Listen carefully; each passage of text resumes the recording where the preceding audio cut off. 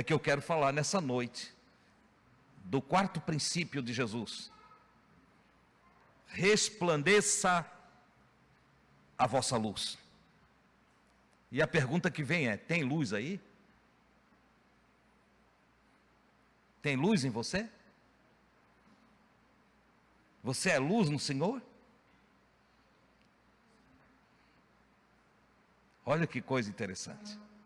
Resplandeça a vossa luz. Quarto princípio de Jesus para uma vida maravilhosa, uma vida abençoada.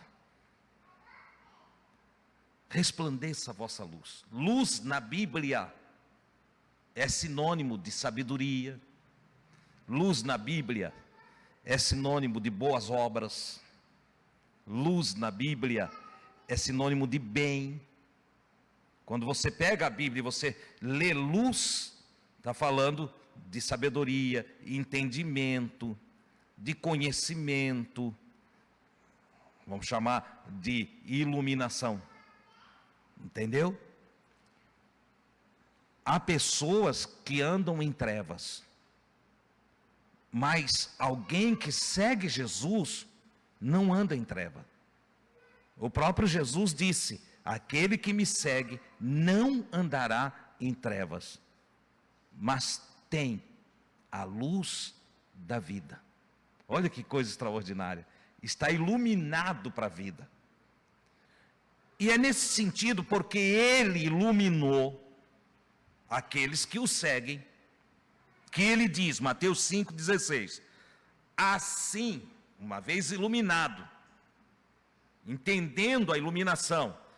Esse texto aqui, ele está no versículo 15, no versículo 14, eu não coloquei aí, mas o contexto dele, Jesus fala que não se pode esconder uma cidade edificada sobre um monte. Não tem como você esconder uma cidade que foi edificada sobre um monte. Por quê? Porque quando chega a noite, acende as lamparinas todas e ela aparece. Entendeu? Ele também diz aí no versículo 15, que não se acende uma lâmpada, nos dias dele falar em lâmpada não tinha nada a ver com isso, né? É uma lamparina, com azeite e pavio. Ele disse, não se acende uma lâmpada e se coloca debaixo de uma caixa.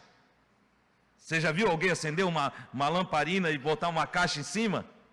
Ele disse, não, quando se acende uma lâmpada, se coloca no veladouro. Ela fica penduradinha ali, no veladouro, perto da parede. Eu devia ter pego uma imagem e botado ali, né? Para os meninos que não viram lamparina, entendeu? Então olha lá, não se acende, vou falar uma linguagem para ti, Vini, uma linguagem mais fácil. Não se acende uma vela e se bota debaixo de uma caixa. Quando a gente acende uma vela, bota onde, Vini? Em cima de uma latinha ou penduradinha num veladouro, certo? É assim que funciona. Então o que Jesus quer dizer com isso? O que ele quer dizer é o seguinte: assim nós também. Uma chama de Deus foi acesa em nós. No nosso espírito se acendeu a chama divina. O Espírito Santo de Deus veio e avivou o nosso espírito. Nós estamos com o espírito avivado. E por que Deus avivou o nosso espírito?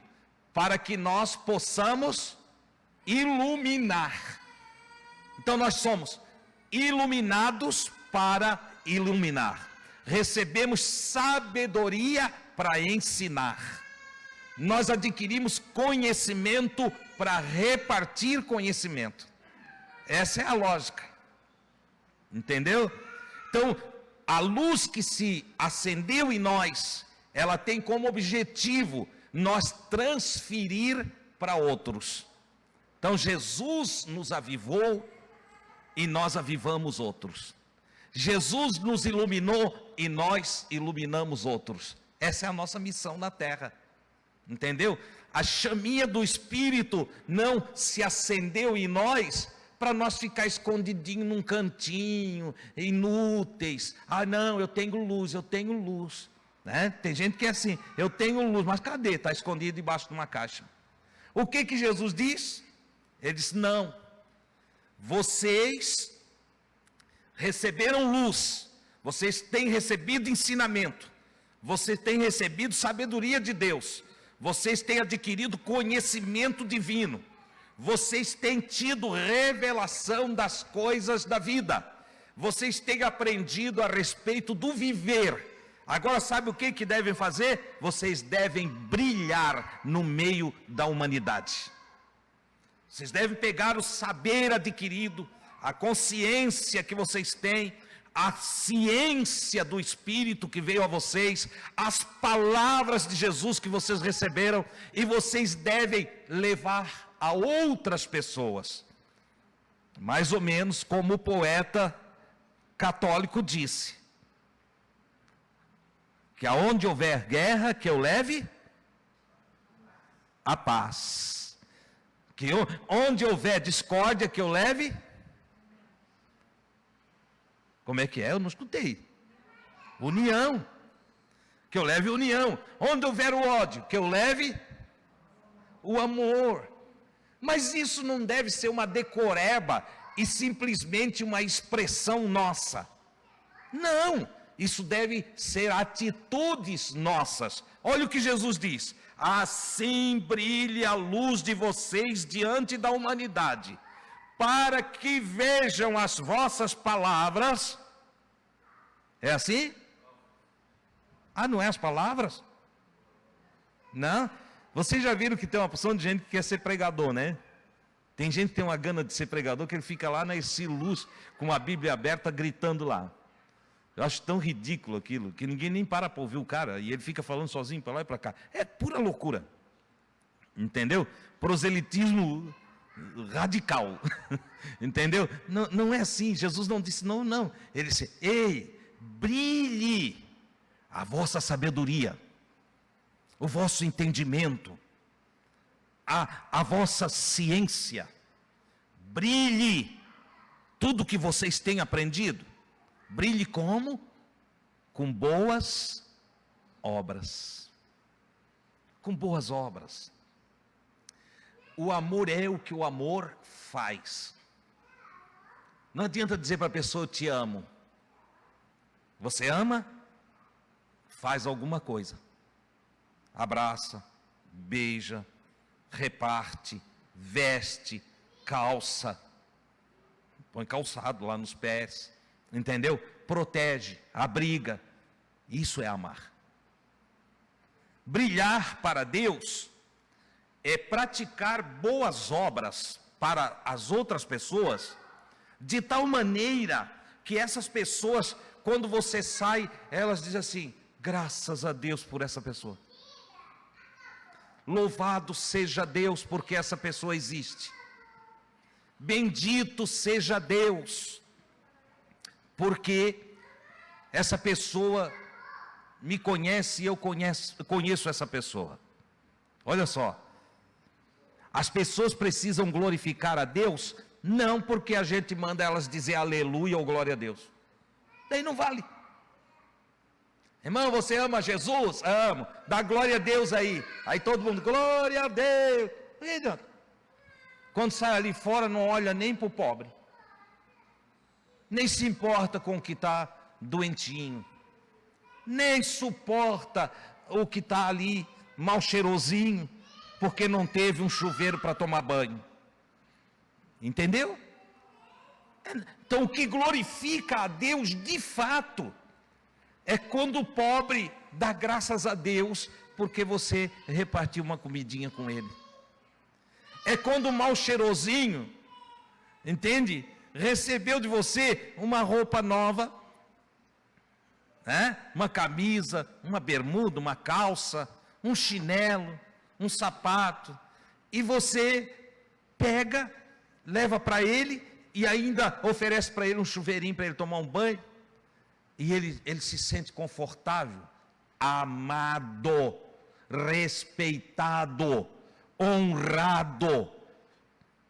volta a dignidade ao indivíduo.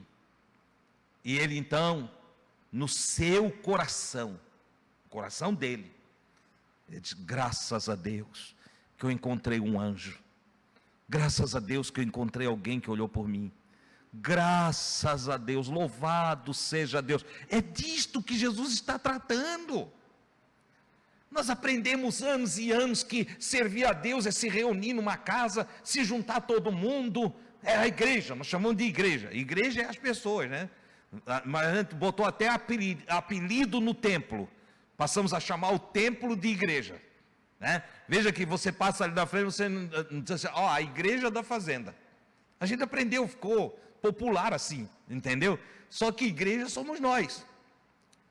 É o conjunto, igreja é a assembleia, eclésia, assembleia.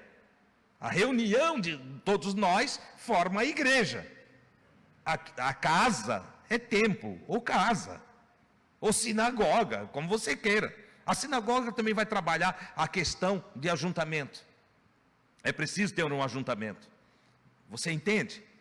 Então, tem gente que pensa: eu fui ao templo. Ele vai dizer: eu fui à igreja esse ano todo, mas não fez nada por ninguém.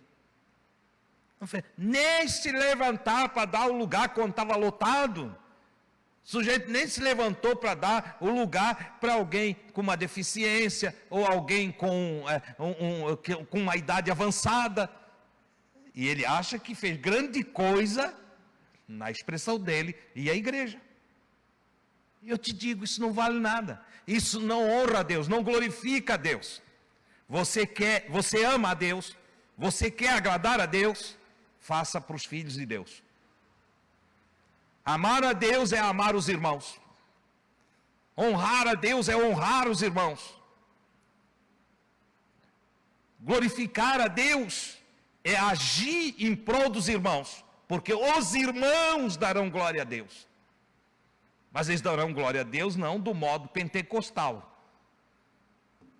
Às vezes esse glória a Deus sai lá das profundezas da alma, numa lágrima que desce de tanta gratidão. Às vezes você não escuta ele dizer graças a Deus, mas ele dentro dele diz, e ele te abençoa. Quando ajudado, o ser humano fica tão grato, profundamente tocado, move todas as suas emoções, e não tendo mais palavras para agradecer, Deus te abençoe. Todos ajudados viram sacerdotes que estende a mão para te abençoar. Se tornam ungidos que abençoam a tua vida. Então, nós precisamos aprender com Jesus como agir no dia a dia. E, segundo Jesus, a ação diária deve ser a ação do resplendor das nossas obras. Ou seja, levar a glorificação de Deus pela prática de boas obras. Veja que coisa maravilhosa. Irmão, eu fui no culto, teve profecia, teve revelação, fulano caiu, Beltrano dançou. Isso não resolve a vida de ninguém. Eu sempre me perguntei, quando eu fui em algumas igrejas que as pessoas caíam, e eu ficava pensando, o que isso aí resolve? E vi uma porção de crente em volta, glória a Deus, glória a Deus, glória a Deus, por quê, meu filho? Glória a Deus é que amanhã vai ter que lavar a roupa, porque caiu no chão empoeirado. Não resolve nada.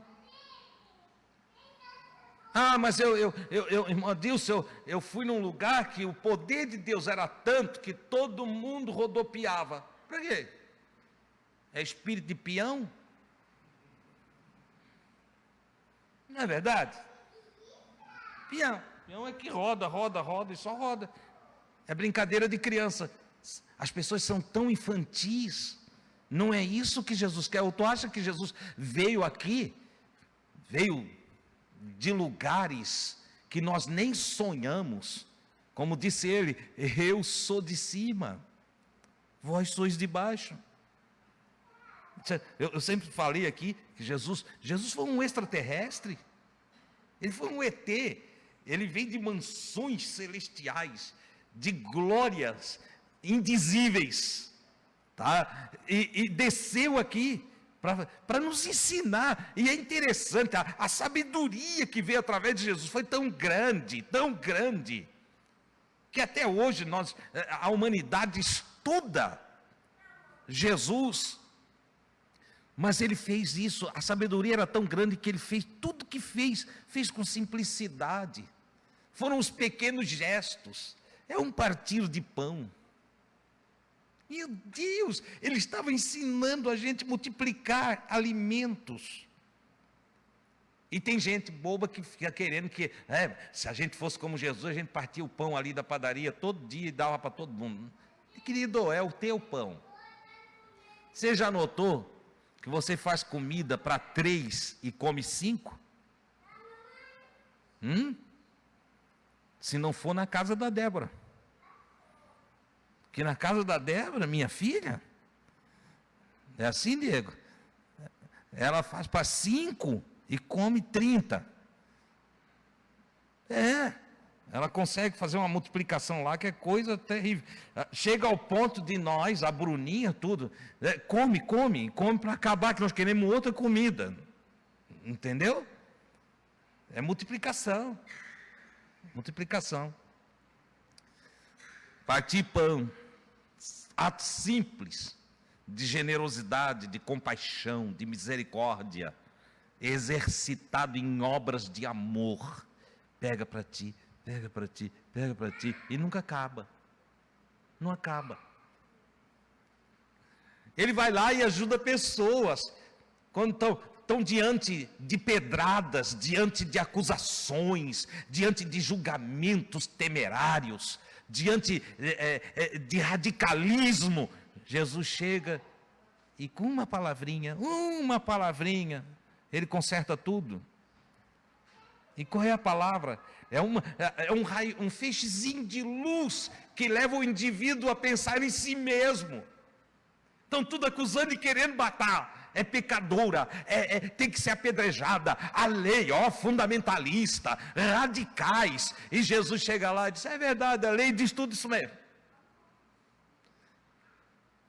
E vocês têm que dar pedrada, porque a lei manda dar pedrada, então vamos matar a pedrada. Mas só aquele que não tem pecado, que atire então a primeira pedra.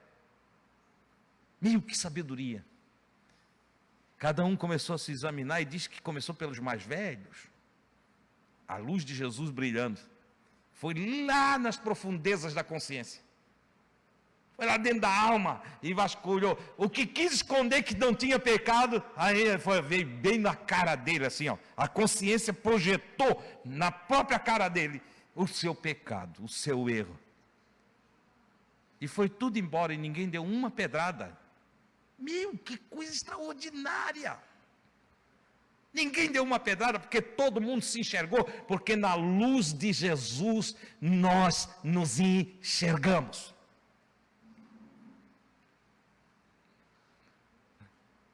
Sobrou só a mulher. Quando sobrou a mulher, Jesus disse: ô mulher, onde estão os teus acusadores? Os promotores públicos que vieram te trazer aqui para levar pedrada, onde é que eles estão? Ninguém te condenou? Ela disse: não, Senhor, ninguém me condenou. Ele disse: nem eu te condeno também. Nem eu te condeno. Vai, cuida da própria vida, não erres mais. Pronto. É isso que Ele quer que nós façamos diariamente. Fulano não presta, fulano não merece, fulano isso, nós esbravejamos para tudo quanto é lado. Quando estamos em trevas, sem luz.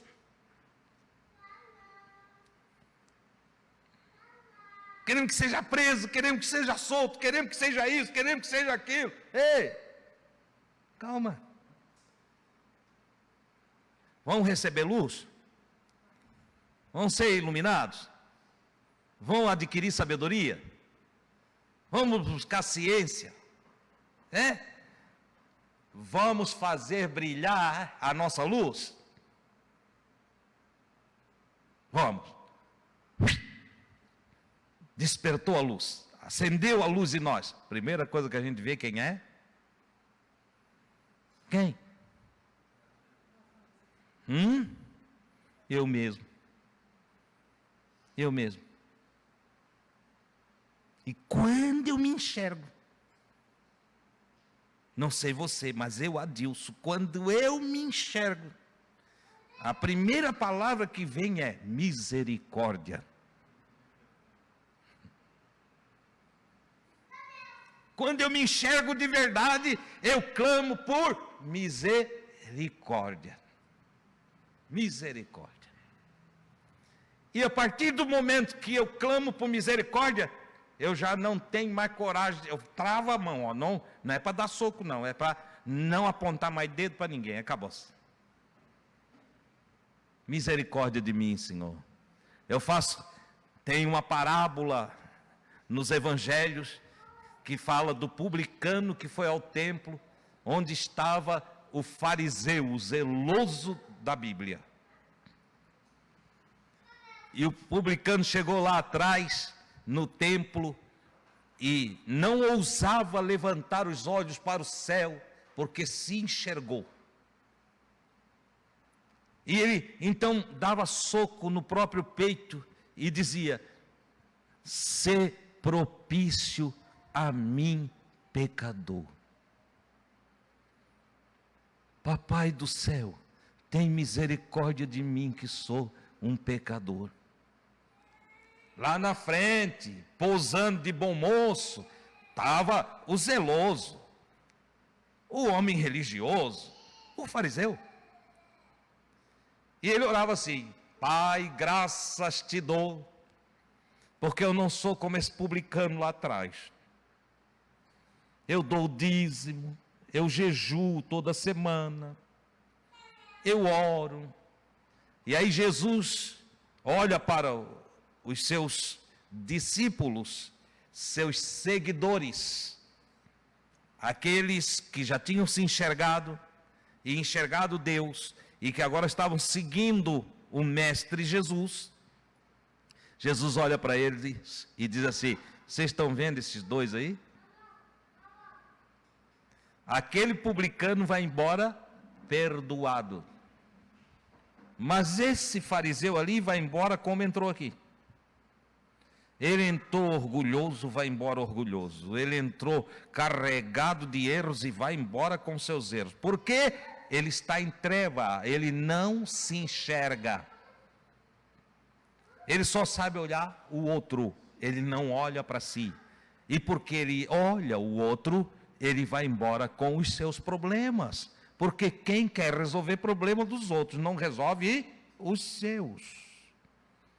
Aí vem a famosa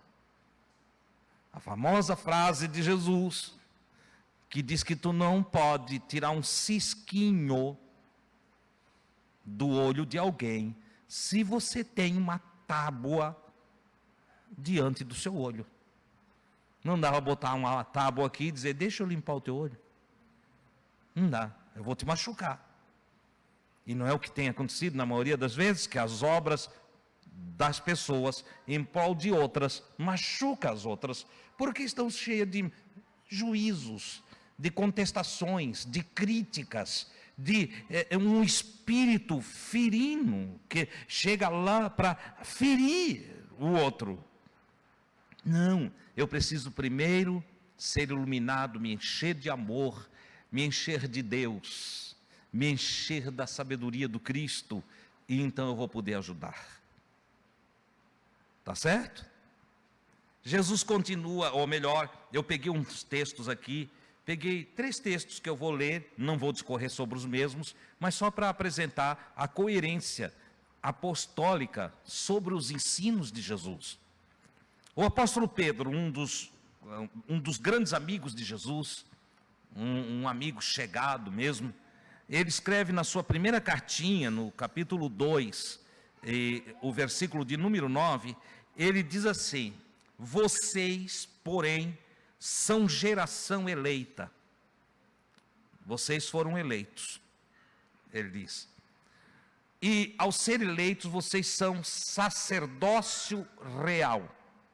Sacerdote é aquele que representa o povo diante de Deus. E o Pedro diz: vocês todos são sacerdócio real. Vocês, o Rei dos Reis e Senhor dos Senhores elegeu vocês para o sacerdócio. Vocês formam uma etnia, um povo, uma nação santa. Vocês formam uma nação santa. Povo exclusivo de Deus. Você é exclusivo de Deus? Você vive para Deus? Você se entregou a Deus? Então você é exclusivo de Deus, ok? E para quê? Com que finalidade? Por que você foi eleito sacerdócio real? Por que você foi feito uma nação diferente? Porque dentre todos os povos, os que servem a Deus, o Pedro diz que são uma nação, uma etnia diferenciada. Tem linguagem diferente, tem comportamento diferente, atitudes diferentes, obras diferentes. Então, tem uma outra visão da vida, são diferentes em todos os sentidos. Por isso são uma nação santa, um povo integral e um povo exclusivo de Deus, com a finalidade, porque para que ele fez isso? Para que nós possamos anunciar as grandezas daquele que nos chamou das trevas para a sua maravilhosa luz. O Senhor, nós não viemos por acaso, nós fomos cercados por Deus o tempo todo. Lá dentro de nós tinha, sei lá, algum grauzinho de bondade. Veio do pai, veio da mãe, veio das orações e dos desejos de nossos antepassados, que fôssemos pessoas do bem. Energia poderosa que emanou de Deus e passou por todos os nossos. Veio de Jesus e foi vindo por gerações e gerações, milhares de gerações, e chegou em nós. Foi achada uma terrinha boa lá dentro de nós, foi plantada a sementinha do Evangelho do Cristo, que brotou e começou a frutificar em nós. E nós temos como missão na terra fazer a vida melhor, melhorar os ambientes, melhorar as pessoas, trabalhar os corações, ajudar, aconselhar, orientar. E quando eu digo fazer a vida melhor, fazer de fato, né? Ainda Paulo escreve aos Tessalonicenses, no capítulo 5, versículo 5, e ele diz assim: vocês todos são filhos da luz. Vocês são filhos da luz, o que significa tudo que eu já coloquei aqui: filho da sabedoria, filho do entendimento, filho da razão, filho do conhecimento, filhos do bem, filhos das dádivas e dons perfeitos que veio do Pai das luzes, o Criador. Vocês são filhos da luz, filhos do dia. Não somos da noite, nem das trevas. Noite, ele faz um trocadilho, isso é um hebraísmo, tá? Ele faz um trocadilho, dia, luz, noite, trevas, certo? Trevas, antônimo da luz, então, treva vai aqui o mal, treva a ignorância, treva as más obras, treva as ações egocêntricas, né? Luz, o amor, o bem. Olha só, ele diz: vós sois filhos da luz. E por último, Efésios 5:8, porque outrora, antes de chegar a esse entendimento, vocês eram trevas. Antes de entender perfeitamente, vocês estavam numa penumbra, numa escuridão. Todos nós já fomos egoístas em algum momento. Todos nós viemos de razões que só visavam a nós mesmos. Todos nós já fomos, em algum momento, dominados pelo nosso próprio mal. O nosso coração, em algum tempo, antes de pararmos para avaliar, analisar a nós mesmos, já se encheu de ira, de ódio, e ele chama isso de treva. De treva. Ou já a mágoa já foi nossa companheira por, né, uma cobertura que nos colocou na escuridão. Até que fomos instruídos, orientados, iluminados pelo Evangelho de Jesus. E aí ele disse: vocês eram trevas, mas agora vocês não são mais, vocês são luz no Senhor. O Cristo iluminou vocês. O Cristo apontou para vocês um caminho a ser seguido, que é um caminho de luz. O que significa que é um caminho de bondade, um caminho de boas obras, é um caminho do bem, é um caminho maravilhoso. Tá?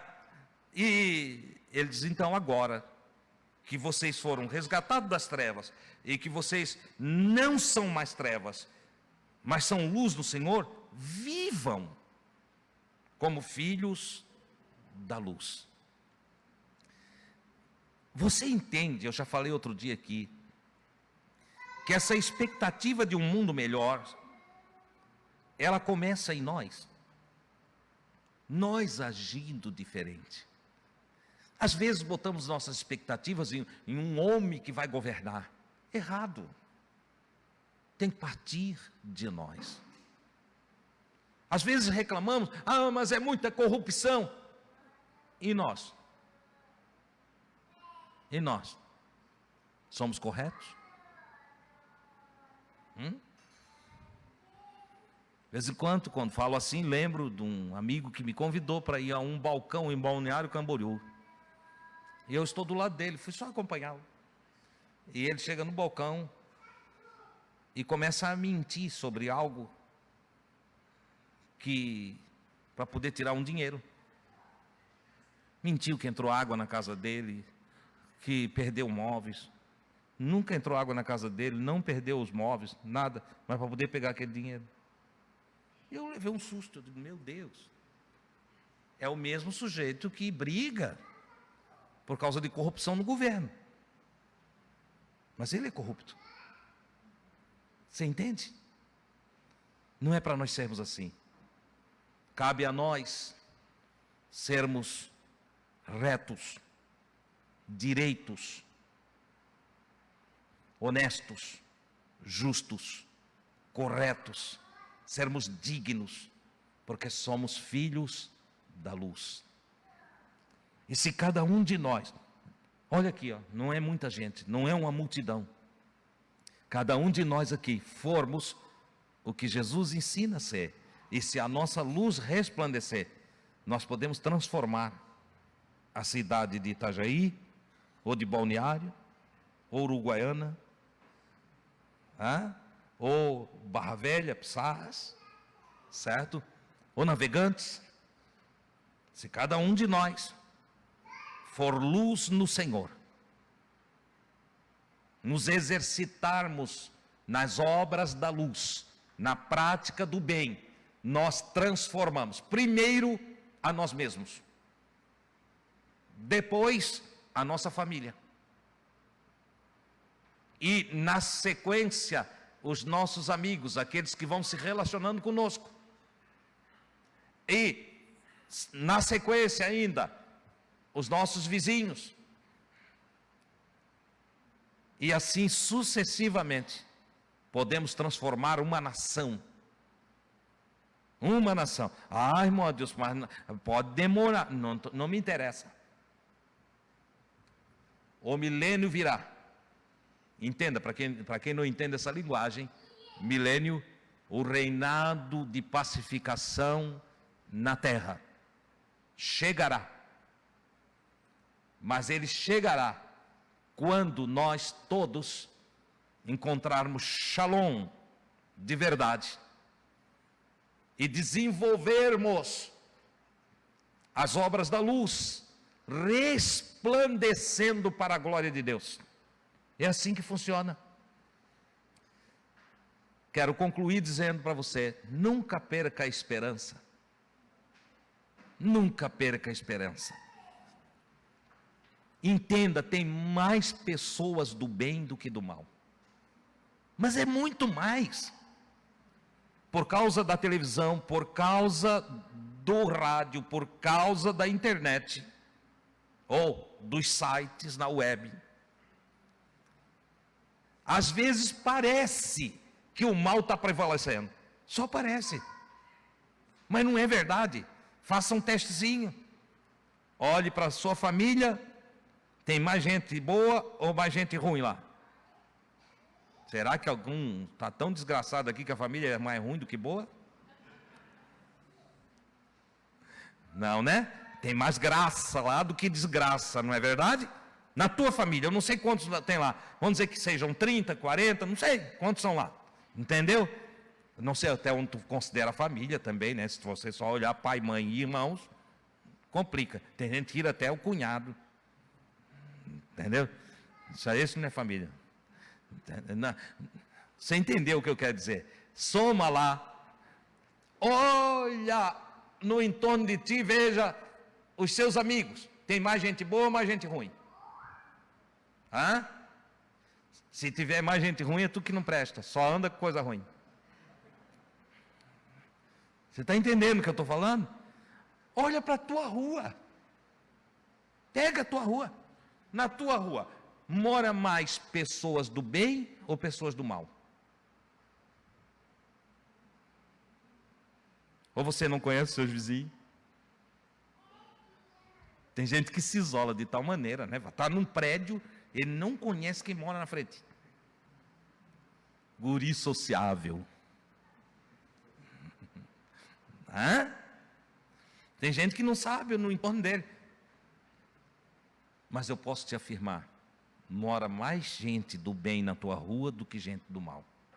Se não era insustentável. Você está entendendo? Ora, a partir dessa concepção, olha para o teu bairro, olha para a tua cidade, olha para a nação. Agora, é claro, se tu levanta pela manhã, a primeira coisa que tem, né? 6 horas da manhã, aqueles canais que só traz coisa ruim, né? Fulano matou ciclano, que foi, parece que tem uma genealogia ao contrário, entende? Fulano que matou ciclano, que torturou Beltrano, que sequestrou não sei quem, e o cara escuta aquilo já assim, ó, no amanhecer, ele toma o café vendo aquilo, dali ele vai, sai correndo, pega o carro, vai para o serviço, chega no serviço, ele já está com a cabeça cheia de assassinato, de sequestro, de estuprador, de coisa, está todo ruim. Só que, detalhe, não teve assassinato na empresa dele, ninguém foi estuprado na empresa dele, ninguém roubou nada na empresa dele. Você está entendendo que o dia está normal, mas a cabeça dele está acelerada com tal mal? Por quê? Porque alimentou-se do mal já de manhã. Faz um favor para ti mesmo. Eu estou fazendo para mim, faz um favor para ti mesmo. Esquece um pouco as reportagens. Aí, irmão, disse, mas nós precisamos estar informados. Informado, meu filho. Informado. Você quer a informação toda que você precisa, você consegue tomando um cafezinho na padaria. Um cafezinho. O que tem de importante para o dia de hoje, um cafezinho. Amanhã, né? Amanheceu, você está vivo ainda, vai na padaria, toma um cafezinho. O que você precisa saber, está falando tudo ali na padaria na hora do cafezinho. Você não precisa assistir um jornal. O que é importante, o que é relevante para a vida, você ouve em 5 minutos na padaria. Se houve aumento de salário, estão falando. Se tem alguma mudança na lei, estão falando. Se tem algum problema na nação, já está ali no cafezinho. Você não precisa se entulhar de coisa ruim. Só vê o que é importante e vai embora. Entendeu? Alimente-se do que é bom. Comece o dia pensando o que é bom. Comece o dia, em vez de assistir TV no início do dia, começa fazendo uma leitura de um salmo. Entendeu? Ou vai lá, abre a janela, olha para a rua. Ah, irmão, está chovendo. Dá graças a Deus. Que só tem feijãozinho lá na mesa, e arrozinho, e farinha, porque chove. Quando reclamar da chuva, lembra-se disso. Deus pode mandar uma seca de uns 3 anos, assim, que tu morre a míngua, que não nasce mais nada, que tu tem dinheiro para comprar e não tem comida para vender.